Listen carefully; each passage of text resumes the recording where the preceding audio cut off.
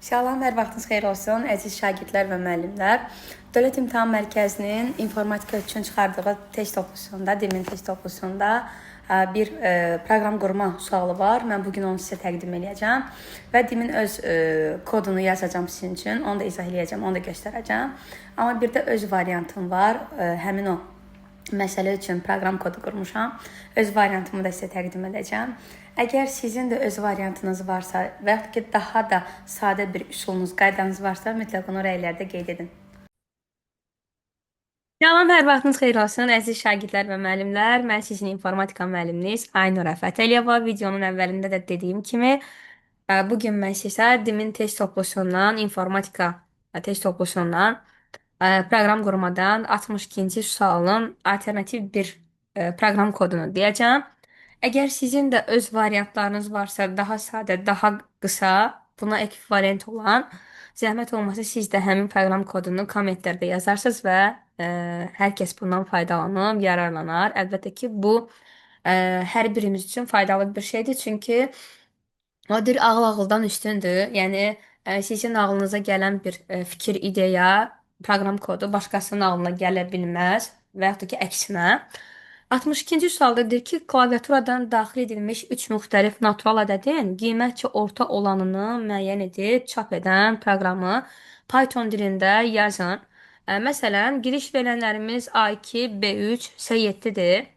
Və bunlardan bizdən qiymətcə orta olanı istəyir. 2, 3, 7-də qiymətcə orta olan 3-dür məsələn. Bax, biz elə bir proqram kodu yazmalıyıq ki, daxil edilən 3 dənə natural ədəddən qiymətcə orta olanı çap edək. Arxada kitabda belə bir izah verilib.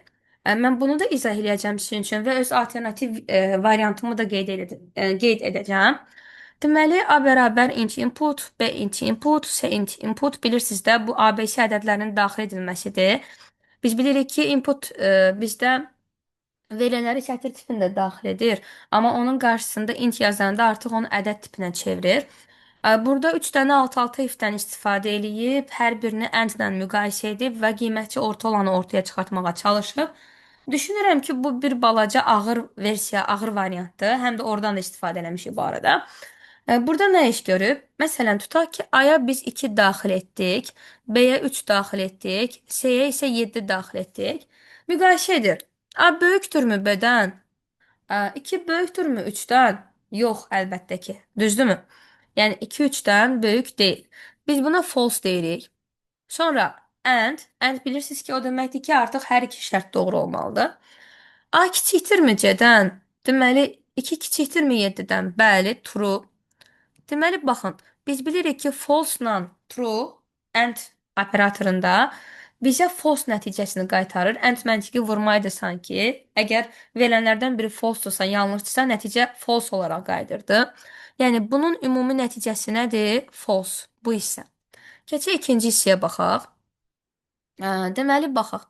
A böyükdürmü C-dən? 2 böyükdürmü 7-dən? Yox, bu da false-dur. A kiçikdirmi B-dən? Yəni 2 kiçikdirmi 3-dən? Bəli, bu da true-dur. Yenə baxın, false-la true and operatorunda bizə nəyi verir? Ümumilikdə false-u verir. Yəni and-də verilənlərdən biri yanlışsa, nəticə yanlışdır. Baxın, biz indi false-la false almışıq. Onu or eləyəcəyik. Orada isə belə bir şeydir ki, orada verilənlərdən biri doğruydursa, nəticə doğru hesab olunurdu. Amma bütün verilənlər yanlışdırsa, nəticə yanlış idi. Yəni, orun hər iki tərəfdə false olduğu üçün artıq bu ifadə, bu if ödəmir, bu şərt doğru deyil. Ona görə də biz printi qiymətçi orta olan A ilə çap etmirik.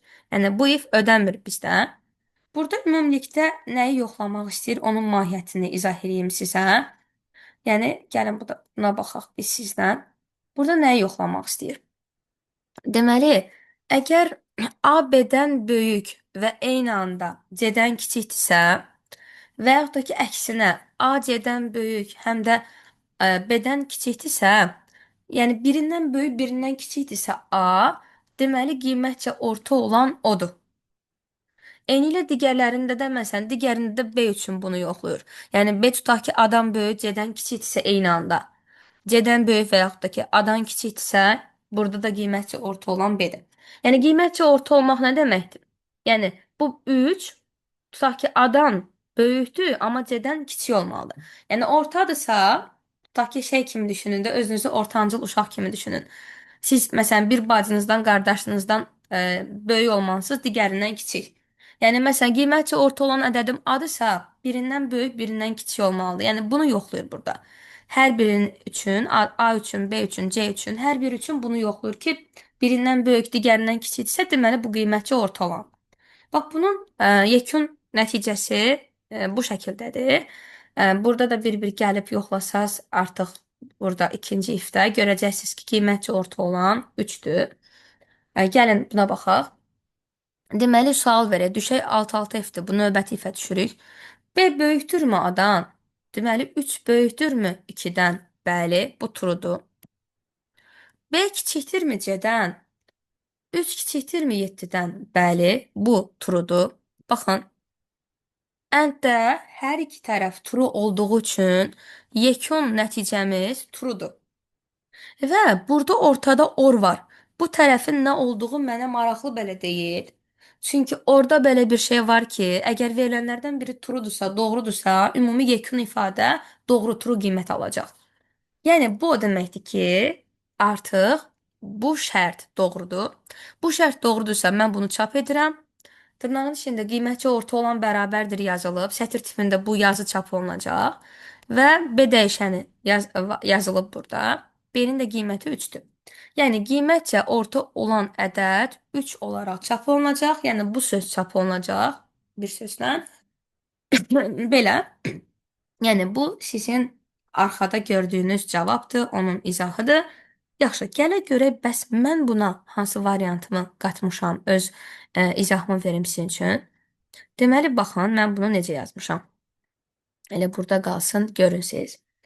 Yenə yazmışam A bərabər int input. A üçün ədəd daxil etmək. Sonra B bərabər int input. Dəqiqə bunları kopyalayaq.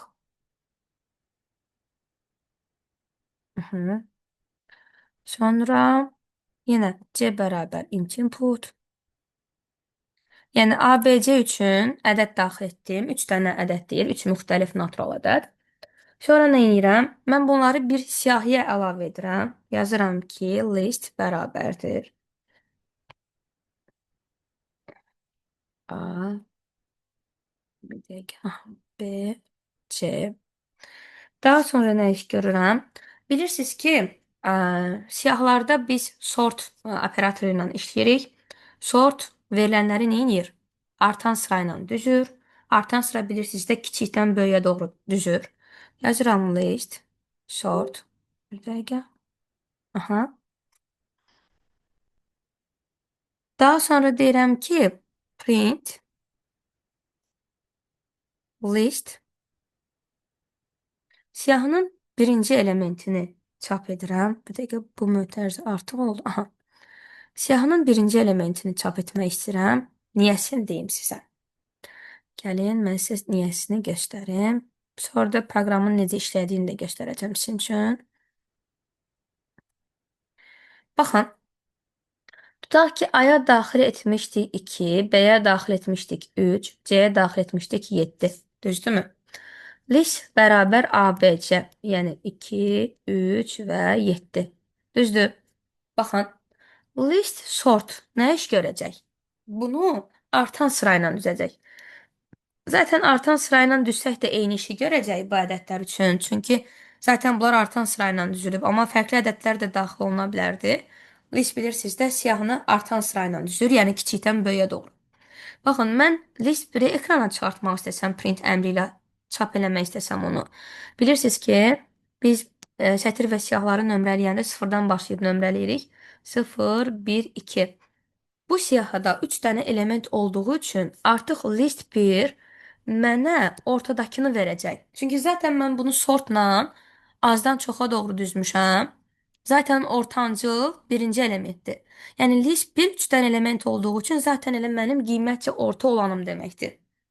Bir də deyirəm, siyahıda 3 dənə element olduğu üçün və artan sırayla bunu düzdüyüm üçün zaten elə bu siyahının birinci elementi, indeks olaraq birinci elementi Zaten mənim orta qiymətcə orta olan ədədimə bərabərdir, belə desək ki. Düşünürəm ki, bu kod arxada olan cavabdan məncə qat-qat sadə, asandır. Ümid edirəm ki, bu sizin üçün faydalıdır. Əgər sizin də alternativ kodlarınız varsa, mütləq onu videonun altında yazmağı unutmayın. Özünüzə yaxşı baxın. İnşallah ki, belə videolar tez-tez davamlı olaraq gələcək.